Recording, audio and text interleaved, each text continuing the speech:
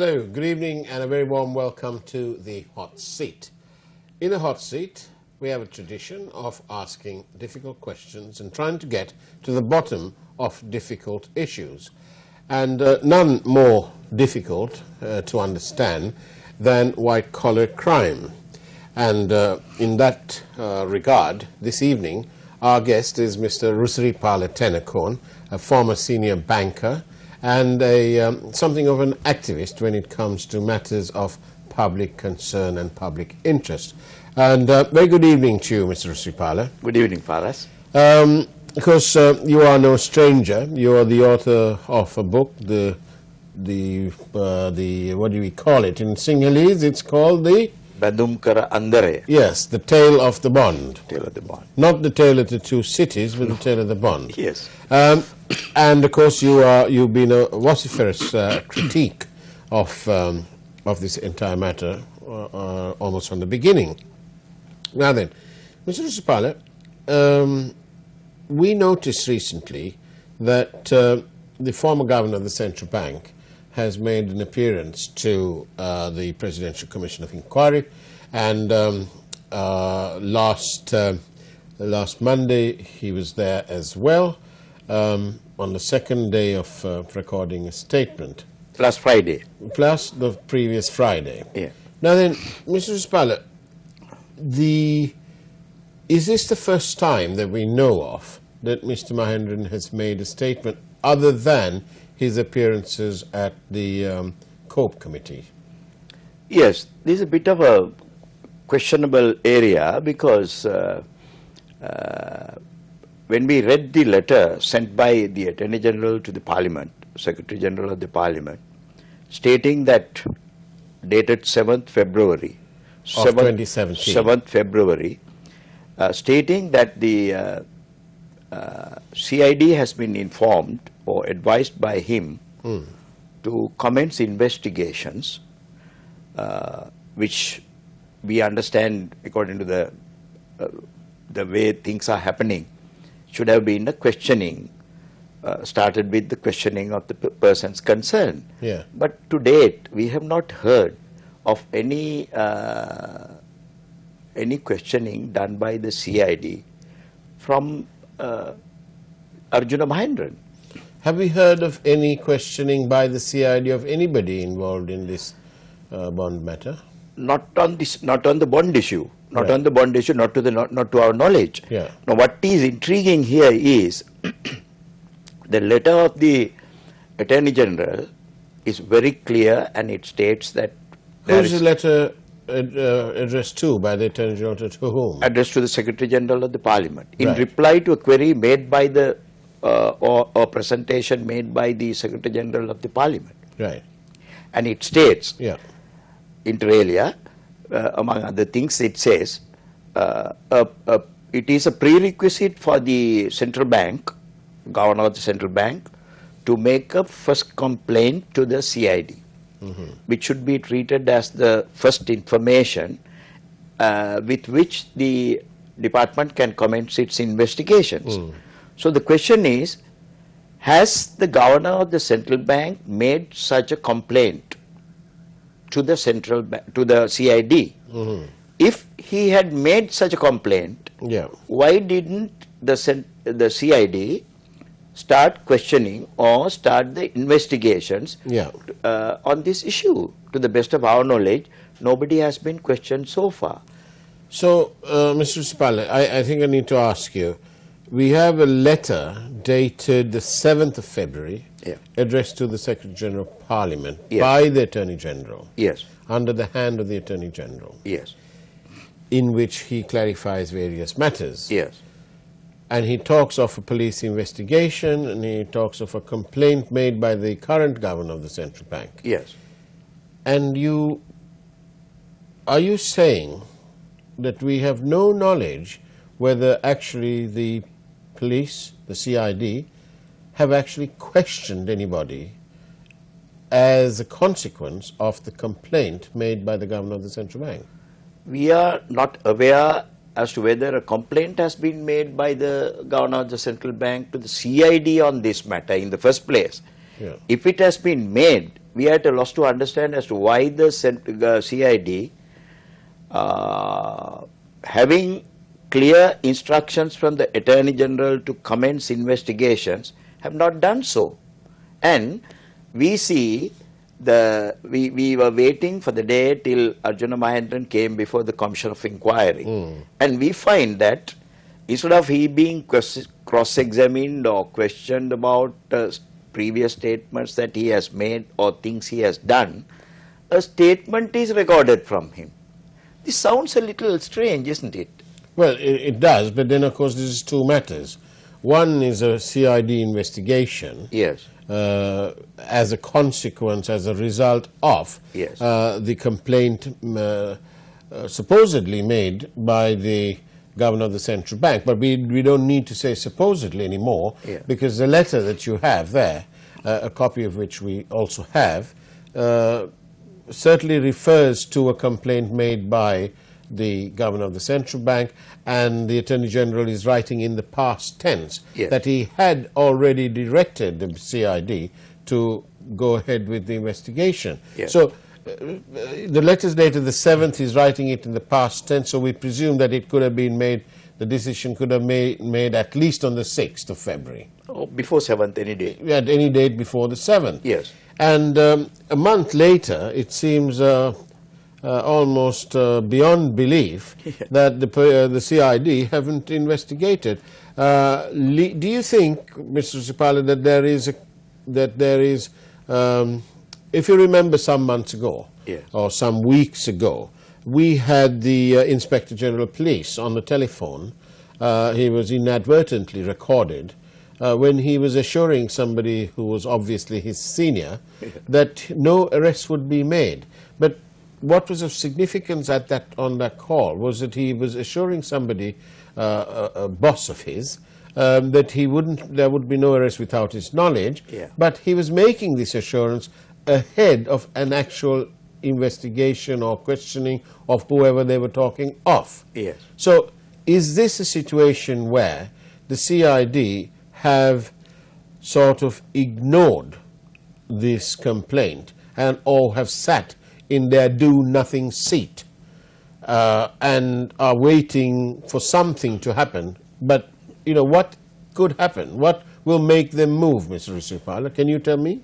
It's not unjustified for anybody to conjecture that the CID either has been asked to just lie low and forget about the issue, and they were waiting. It is one possibility.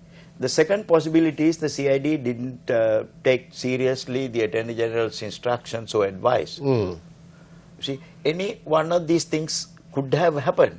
But the strange thing is, they are taking a statement from this person, who is the central focus of this whole issue, the central bank bond issue, at the Commission of Inquiry. What we expected was, we thought, if everything has taken place in the normal way, a statement should have been recorded, and investigations based on that statement should have commenced. And with the findings, they should have asked or cross-examined the Arjuna Mahendran to establish the facts that they want to establish in front of the Commission, for the Commission to understand what has gone wrong. But what is happening today is, it appears as if the CID is recording a statement in front of the Commission. I don't know, this is our comprehension. I mean, this is how we look at it.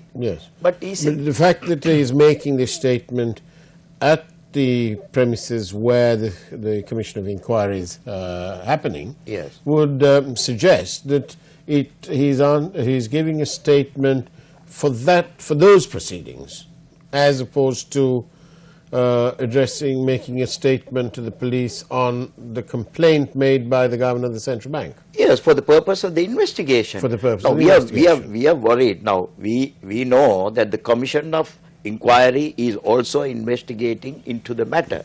But in this instance, when a complaint as the first information is a prerequisite to commence a CID inquiry, yeah, we are at a loss to understand as to why such a thing has not happened.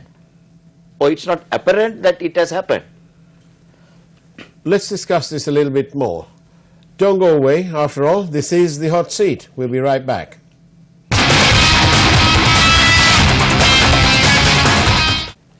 And welcome back to the hot seat. In the hot seat today is Mr. Rusiripala Tenakon, who's a senior former banker and, of course, best known for his critical commentary on the so-called bond gate matter, the issuance of treasury bonds by the Arjuna Mahendran regime of the central bank. Now then, Mr. Rusiripala, you were saying we have, why is there this aura of suspicion on this matter? Obviously, because of the experience, our own experience as to what has happened in the past for us. This is an incident or an episode where we have seen many deviations from the normal course of action. And there have been many sort of deceptive practices adopted by those in authority to, instead of bringing things to light, just to sweep things under the carpet. That's what we have seen. So in that context, we see everything in a very suspicious mode in this. The people are right to be suspicious. Definitely so. Is this suspicion also fueled by the actions of, let's say, the Minister of Finance, who was trying to pay a lot of attention to this so-called extraordinary gazette?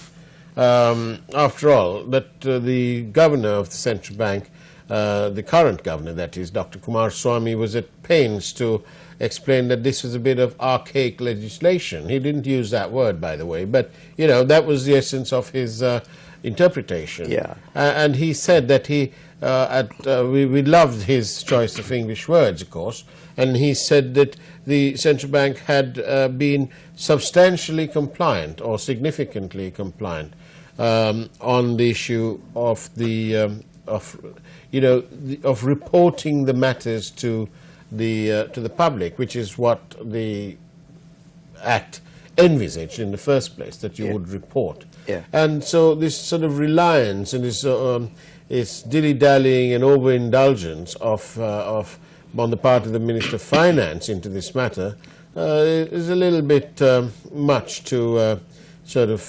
stomach or comprehend, isn't it? Yes. I think the central bank was compelled to make a statement, a public statement at that, because of the public stand that the Minister of Finance took on this one.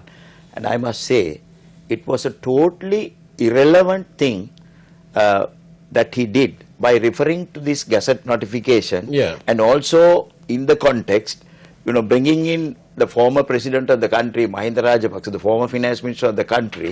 It looked more a political statement or some kind of political attack on somebody rather than something relevant to the issue. I mean, for the public who did not understand the intricacies of this whole thing, they would have thought, my God, this is something originated by the former finance minister. These people simply carried out.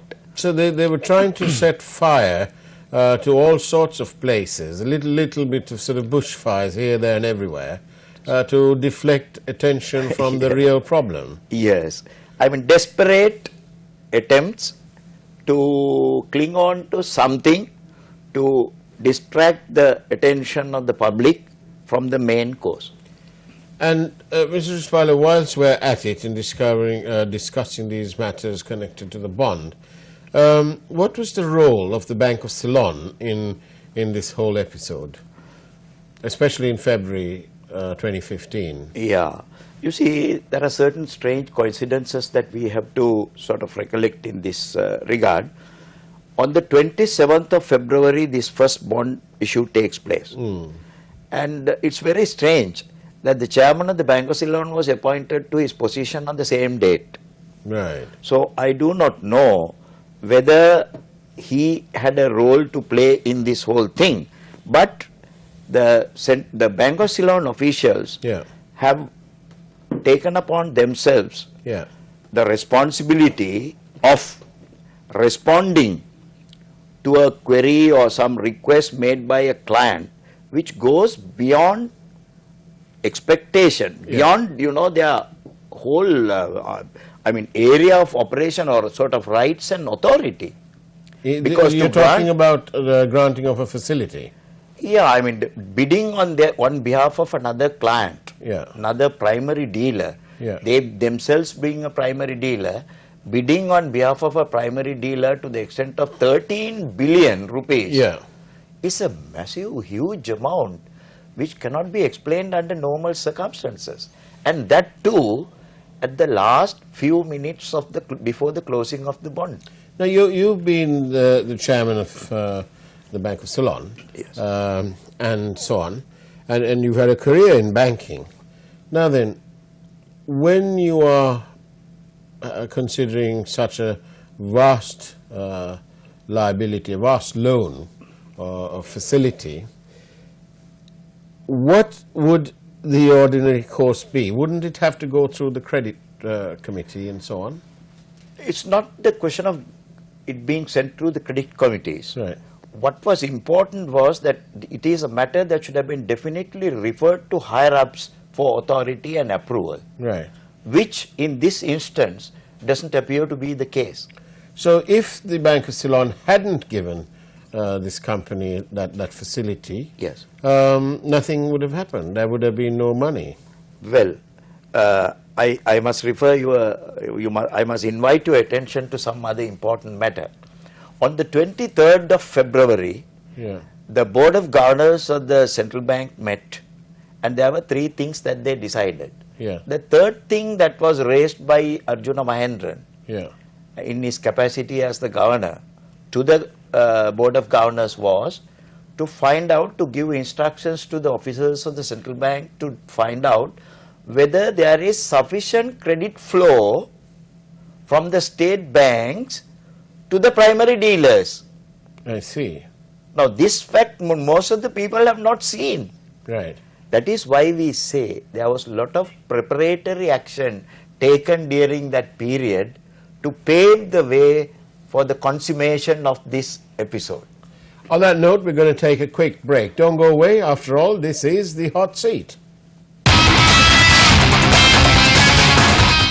Good evening and welcome back to the Hot Seat. In the Hot Seat is Mr. Rusiripala Tenakun, retired banker and critique of matters of public interest. Now then, Mr. Rusiripala, so the Bank of Ceylon sort of ultra fast tracked this facility for this other primary dealer. Definitely it appears that they have been persuaded to take this extraordinary action.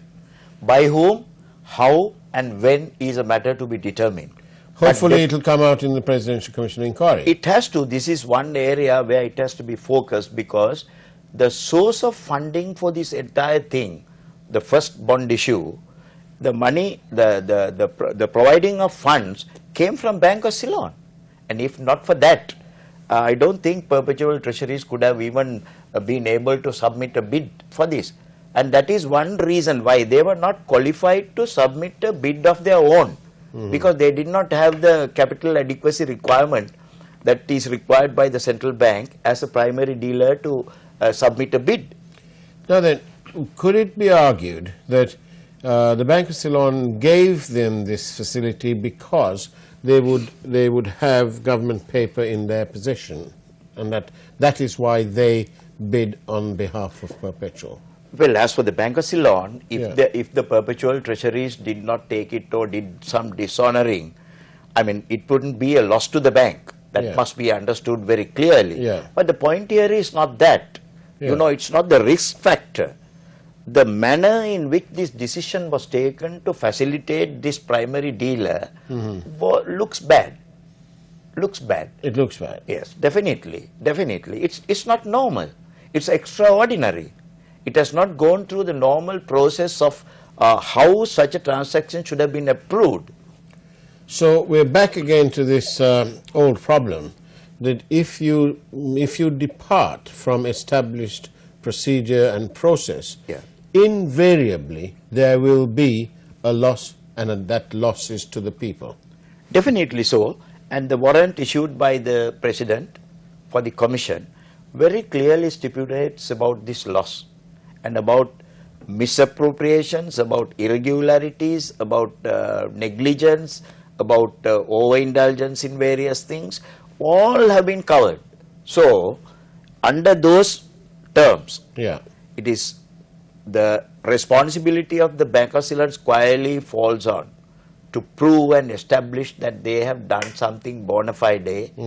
It is left to them to establish that. The commission will find that. And on the other hand, among the various extraordinary things that have happened in this whole transaction, it is left to perpetual treasuries also to explain to the commission, or the central bank officials to explain on behalf of them to the commission, as to why they were compelled to submit bids to the tune of 15 billion when 1 billion was called for. And that is the beginning of the problem. My God, that was the beginning. And that was the root cause of this whole thing. Now then, Mr. Rispale, as we come to the end of this evening's program, can I ask you a very quick question? What chances of the people getting to the bottom of this? What chances of success? What chances of closure? And what chances are there that both you and I will have to find a new subject to talk about because the bond matter will come to an end? What are the chances on a scale of 1 to 10? Yeah, the thing is, the terms of reference very clear. The authority given by the commission is to the commission is very clear, and they have been called upon to give their recommendations, and the recommendations will have to be acted upon in terms of the law of the country. So we can hopefully believe that this will come to an end with the possibility of recovering the loot from those responsible. Mr. Rusipala Tenakun, thank you very much for having been in the hot seat. We wish you well, by the way, in your never-ending quest to bring accountability and responsibility. And that's it from the hot seat this evening. We'll see you in a week's time, next Thursday, or the Thursday week, at 9:30, straight after the news. In the meantime, take care and good night.